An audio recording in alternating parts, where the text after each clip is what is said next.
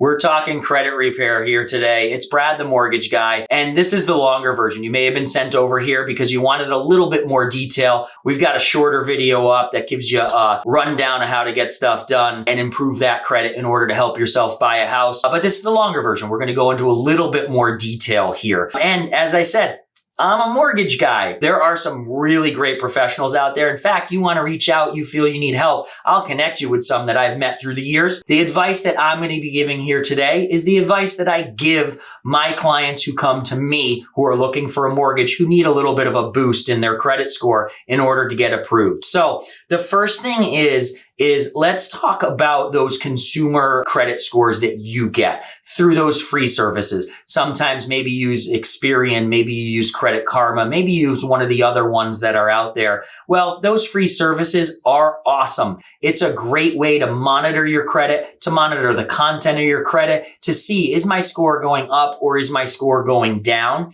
It makes you aware of what's going on, and therefore those services are great. I encourage you, if you're not signed up with one, to absolutely sign up. I myself am on some. So great services. However, they're not your actual credit score. They don't give away for free what they charge us, the mortgage people, the lending people, the loan people, millions of dollars a month to obtain. So they may not be your real credit score, but the trending information and the credit content is good. Trending information meaning your score is going up. That means your actual real score is going up. But don't be surprised when you talk to somebody like me if the actual score is lower than the score that you're seeing on that free consumer site where you're getting that information. So credit score and credit content, let's talk about those both. Credit score and credit content are both important features, but sometimes they conflict with one another. Let me give you two examples. Number one is later on when we're talking about fixing your credit,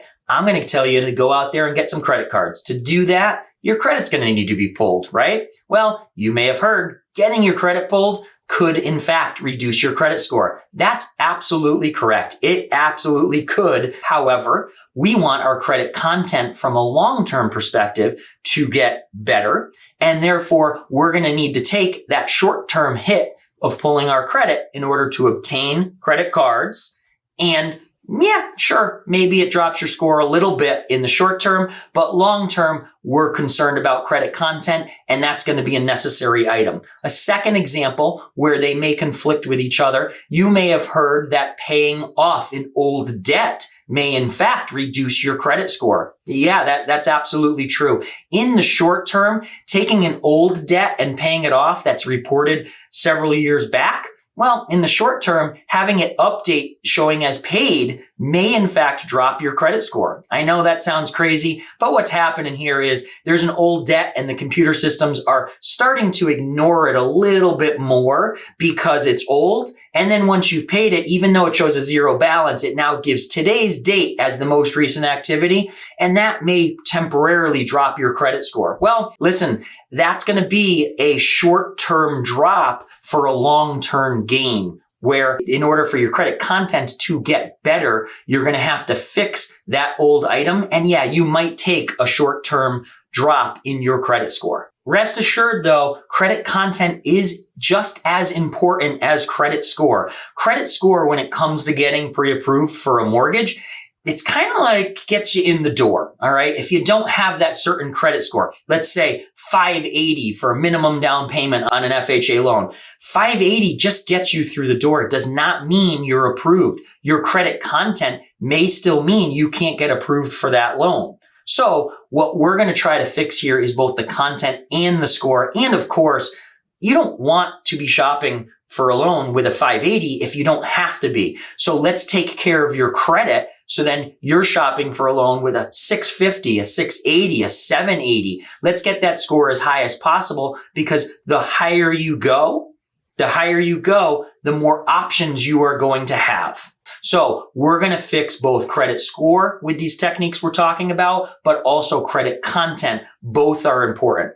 All right, so to fix that credit, both score and content are going to both get better by doing this. It's fix the old and establish new. We need to fix old credit and we need to establish new credit to now insulate that old bad stuff and surround it with new good stuff So the computer systems, who honestly, they're kind of dumb. The computer systems just need to look and see that new good stuff, and you're going to get a better credit score and have better credit content by taking care of the old, but then also establishing new. So let's start with taking care of the old stuff, fixing that old stuff. Some people will tell you to dispute everything. And well, honestly, I think that worked better in the older days. Now things are so automated. If it's accurate, it's most likely going to stick on there. But inaccurate information, absolutely. Let's take care of that inaccurate information. Let's get that inaccurate information removed. Without a doubt, that's got to be done.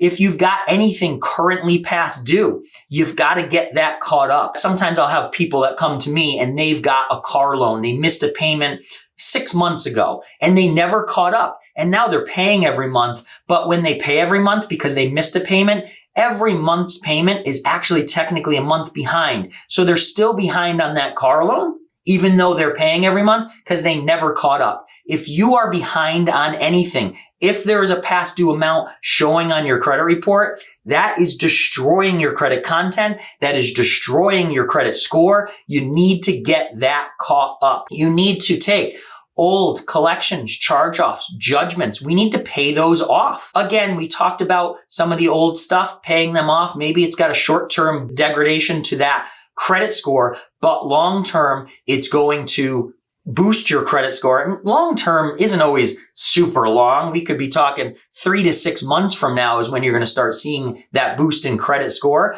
but credit content as well. There are some programs, if you don't have those items paid off, you can't even qualify for them. So let's fix the content by paying off those old collections, charge-offs, judgments. Now, you might ask, can I settle those accounts? Absolutely. You can settle those accounts for less than due. Please negotiate away. If you can get that $5,000 collection down to $1,000, good for you. You have $4,000 extra in your bank account that you can use towards your closing costs or down payment on a new home. So negotiate away. The other thing that a lot of people don't know that you can negotiate is you can negotiate with your creditor to remove the item. So I have a creditor who I owe $500 to. They may take $100 to show it as settled and paid in full. Or I might say, hey, I'll give you $250 if you will delete that from my report as if it never existed.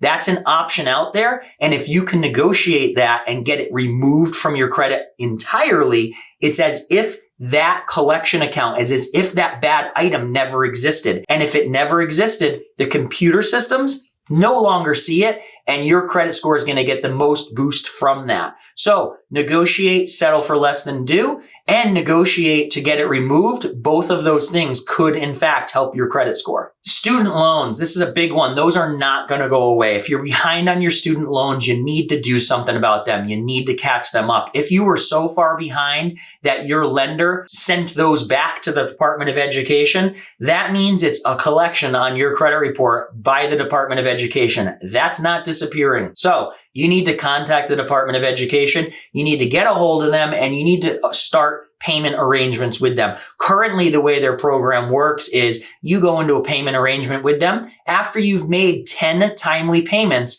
they will then remove the collection from your credit report, and they will actually give your loan back to a lender or a full-time servicer. A new account will show up on your credit where that servicer will then start reporting your payment history. So if you've got those student loans in collection with the Department of Ed, it's at least a 10-month process to get out of that. You're going to have to start making payments now, and you're going to have to get yourself on track with those student loans so it comes off your credit and that collection no longer exists. So that's a rundown of fixing the old. Now, establishing new is also the other piece to fixing your credit. They are not steps, folks. It is not fix the old, then establish new, or establish new stuff, then fix the old. It is do them both simultaneously in order to give yourself the best boost in credit score. Not steps, simultaneous processes here. We're going to establish new credit now. Now you've got some bad stuff that's sitting on your report Okay, you need to now surround it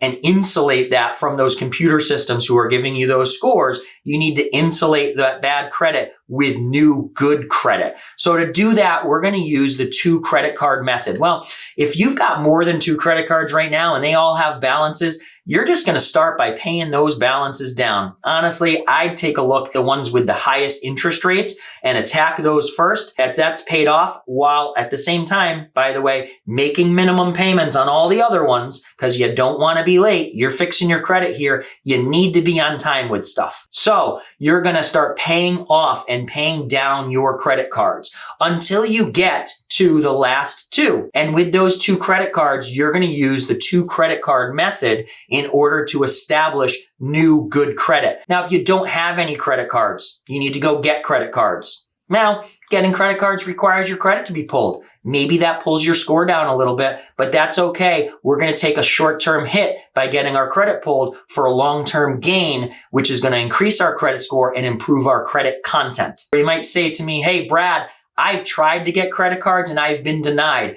Google secured credit cards. Secured credit card is where you give a deposit to that creditor. They then give you a credit card with a limit equal to that deposit. So there's no risk to them. So you call up, say, Discover, who I believe has one that's out there that's no annual fee. That's important. You don't want to pay an annual fee on that credit card, but I believe they've got one out there that's no annual fee. Take a look. Go Google that stuff. There's a few of them out there that offer this, but you hand that $300 over to Discover.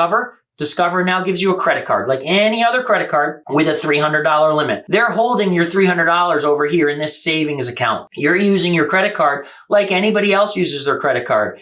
If you charge, you have to pay a bill. It doesn't come from here. This is just sitting in the savings. Where you pay your bill, you charge. You pay your bill, you charge. If you don't pay your bill, Discover just takes your money here, pays off your card, shows your bad history on your credit, and closes your card, and you're not able to use it anymore. That's why it's called secured, because you are giving the credit card company security in that $300 or however much it was that you gave them. So a secured credit card. You're going to want 2 credit cards. Again, if you've already got credit cards, great, use those. If you've got credit cards that you've paid off, do you need to close the other ones? Nah, absolutely not. Just pay them off and get down to utilizing 2, get to the point where you're utilizing 2 credit cards. This is really important, is how to use those credit cards. So we're going to use the 2 credit card method. How you use the cards is really, really important. There are 2 things that are going to hurt you when it comes to utilizing those cards. One is going to be a 0 balance. That hurts you because you're not using your credit, and the computer system, if you're not using it, is not going to give you credit for managing your credit well. You might think, well, I've got $300 limit out there, or I've got a credit card and I'm not using it. That means I'm responsible. All right, maybe it's responsible, but the computer system actually wants to see you charging and paying and charging and paying. So then the computer system can say, oh, wow, they're doing a great job. When they have a bill, they're paying it, right? So 0 balance is going to hurt you. And then a balance too large is also going to hurt you. So what is too large? If you have good, clean credit history, 30% is considered a healthy balance on your credit cards. But if you're trying to improve your credit content and your credit score, 10% is where you want to be. 10% is the limit. Doesn't matter if it's below. It could be $5. You go buy a pack of gum a month and only charge $5.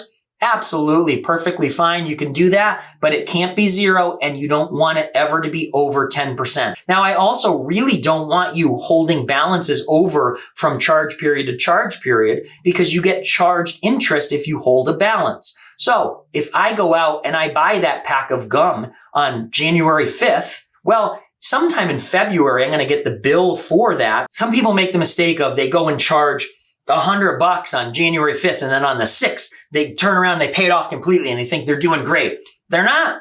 Why? Because the credit company reports at the end of your billing cycle. And when you charge and pay off in that cycle, at the end of your cycle, your balance is 0. And we already talked, 0 balance isn't going to do you any good. So you're not paying that off early. You're charging that pack of gum on the 5th, and you're paying it off when it's due, sometime in February. But by the time you pay that off, you're going to have already bought another pack of gum on February 5th. And so you're always going to have a balance, and you're always going to have that balance below 10%. And by doing it in that cadence is going to help you establish credit with those dumb computer systems. All they're seeing is charge, pay, charge, pay, charge, pay. There's always a balance. You're always paying on time. You're keeping things, your balance is below that 10%, and you're doing awesome there according to that computer system, and you're insulating that bad stuff. One of the easiest things you can do is to put one of your subscription services on there. So a lot of us have a subscription service like Netflix. Let's say it's $19.99 a month.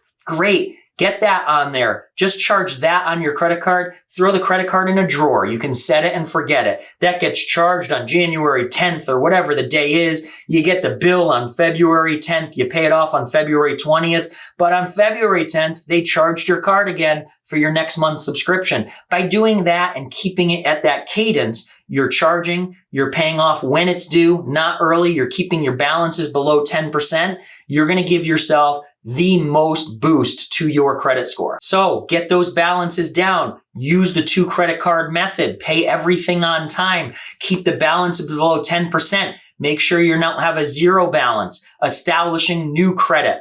That's it. You're fixing the old, you're establishing new, get all that stuff taken care of. You absolutely will see gains in your credit score, in your credit content, and you're going to see that once you've done all this, you're going to have far more options from a mortgage perspective to buy that house that you want to buy, to refinance, and honestly, for anything, cars, any type of loan you're getting, you want to get the best interest rate possible. If you've got questions about anything here, please reach out. There's a PDF link down below that kind of highlights all this stuff, gives you an outline of what we discussed. But if you want to talk mortgages, if you want to talk getting pre-approved for a house, if you want to talk through that credit, I'm here to help. Call, text, email, message me, however you want to do it. We're here to help, and we'll talk to you soon.